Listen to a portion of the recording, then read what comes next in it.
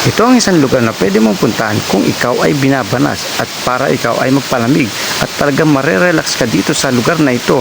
Dito nga pala yan sa Cabinti Eco Park. Yo, what's up mga ka-travel sa mga nagbabalak na magtampisaw? Aba, dito na kayo sa Eco Park dito sa may Cabinti, Laguna. Yan, ang daming bakanting cottage. So, mamimili kayo ng cottage kung anong gusto nyo.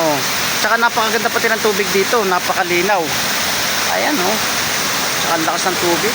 Ayan magpa-reserve na kayo ng cottage magtampisaw na kayo dito. At pwede rin kayo maligo dito sa baba. Ayan may ayan pwede kayo maligo dyan doon sa baba, bababa kayo doon. Ingat lang kayo at madulas ang ang mga bato.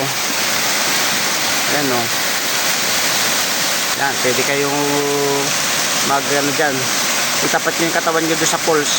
Ayan at marerelax kayo, mamasahe pa yung katawan.